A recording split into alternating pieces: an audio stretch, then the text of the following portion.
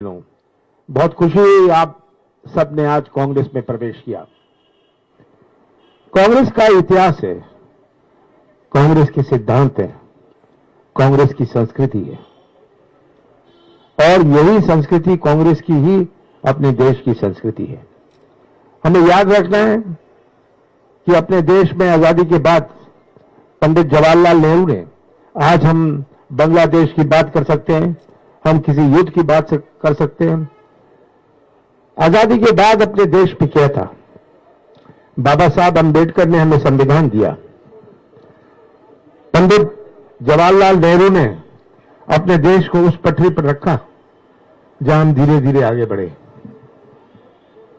ये तो पूछते हैं, कभी मोदी जी पूछते हैं और शिवराज सिंह जी पूछते हैं कि कांग्रेस ने क्या किया। मैं तो कहता हूं शिवराज सिंह जी को कि जिस स्कूल में गए आप, वो स्कूल भी कांग्रेस ने दिया है। मुझे पता नहीं कौन से स्कूल में मोदी जी गए, पर जिस स्कूल में वो गए वो भी कांग्रेस का बनाया है, वो स्कूल है। तो हमें इतिहास नहीं भूलना है, कांग्रेस की संस्कृति नहीं भूलनी है। आज इतनी विभिन्नता है अपने देश में और यही अपने देश की संस्कृति जो जोड़ने की संस्कृति है। आज या मुस्लिम समाज के हैं, हमारे आदिवासी समाज के हैं, हमारे नारायण सिंह जी हैं, अलग जातियां। अभी फुलझेले जी कह रहे थे ये 7 भाषाएं बोल लेते हैं। कितनी भाषाएं हैं अपने देश में, कितनी देवी देवताएं हैं अपने देश में। कोई ऐसा देश है विश्व में? यही अपने देश की मान्यता है कि हम एक झंडे के नीचे खुले, एक झंडे के नीचे खड़े हैं। हम अपने संविधान का सम्मान करते हैं। अगर बाबा साहब अंबेडकर ने संविधान बनाया, उन्होंने देश के लिए नहीं, बहुत सारे देशों ने अपने संविधान की नकल करी और हमारा संविधान ने सबसे कमजोर वर्ग को सुरक्षित रखा। जब भी आरक्षण की बात आती है, किसने शुरू करी थी, किसकी सोच थी?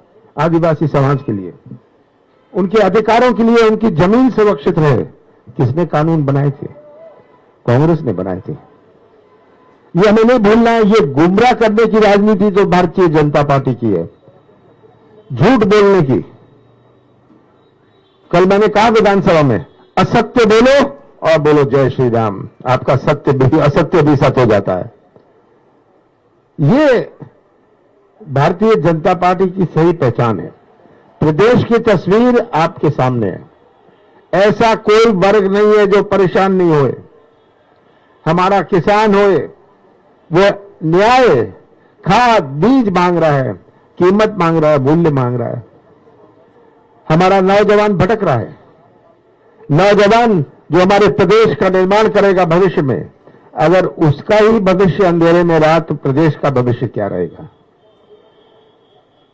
आज मध्य प्रदेश का छोटा व्यापारी होए, मध्य प्रदेश आज बेरोजगारी में नंबर 1, किसानों के अत्याचार में नंबर 1, हमारे आदिवासी समाज पर अत्याचार में नंबर 1। ये तो छपे हुए आंकड़े हैं, मैं नहीं बता रहा, ये तो छपे हुए आंकड़े हैं। और ये सच्चाई, ये तस्वीर आप सबके सामने है, ये सच्चाई आप सबके सामने है कि कहां अपना प्रदेश घसीटा जा रहा है। पंचायती चुनाव करवाने लग गए, कोई आरक्षण नहीं, कोई परिसमन नहीं, कोई रोटेशन नहीं, चुनाव की प्रक्रिया शुरू कर दी। कल हमने विधानसभा में उठाया, कि ये कैसा चुनाव करवा रहे हैं आप, कोई आरक्षण नहीं है। कहा जहां आरक्षण है वो नहीं किया जाएगा ओबीसी का। कहते हैं कोर्ट ने कहा तो आप क्यों सो रहे थे? कोर्ट के पास वापस जाते हैं, कहेंगे नहीं कांग्रेस कोर्ट में गई, हम तो गए थे रोटेशन के लिए। कोई ऐसा चुनाव हुआ है कभी बिना परिसमन के, बिना रोटेशन के, बिना आरक्षण के? और ये लग गए और ये हितैषी बनेंगे। शिवराज सिंह जी कहेंगे मैं किसान का बेटा हूं और सबसे ज्यादा आत्महत्या तो मध्य प्रदेश में होती है। कहेंगे मैं तो मामा हूं और सबसे ज्यादा अत्याचार तो हमारे माताओं और बहनों की होती है, महिलाओं की होती है। ये सब कलाकारी की राजनीति आपको पहचाननी है। ये गुमराह करने की राजनीति, ध्यान मोड़ने की राजनीति, राम मंदिर की बात करने लग जाएंगे। हम सब धर्म प्रेमी हैं, हम अपनी भावनाओं से अपना धर्म में विश्वास रखते हैं, पर धर्म को हम राजनीतिक मंच पर तो नहीं लाते।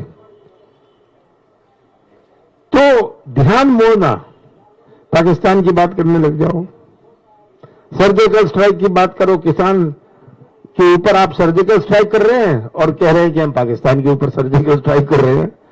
ये क्या हो रहा है?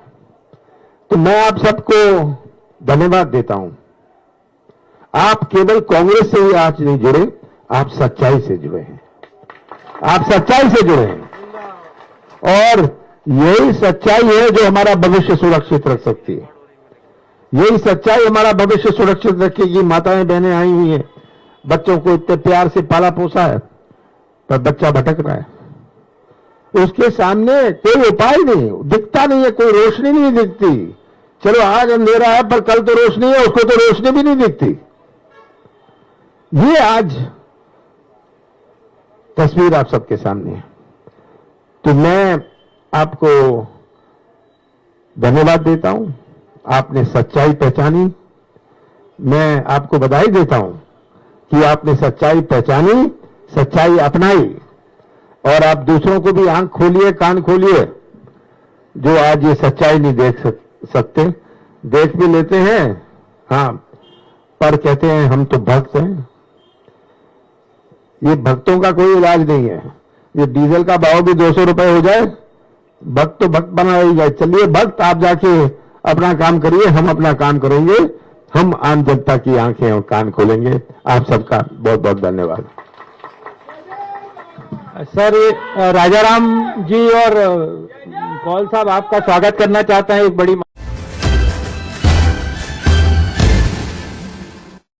न्यू अप्सरा ज्वेलर्स 63 सालों से आपकी सेवा में समर्पित। हमारे यहाँ आपको मिलेगी हीरे, सोने, चांदी के आभूषणों की आकर्षक श्रृंखला। तो पता याद रखें, न्यू अप्सरा ज्वेलर्स, परकोटा तिराहा, सागर, मध्य प्रदेश।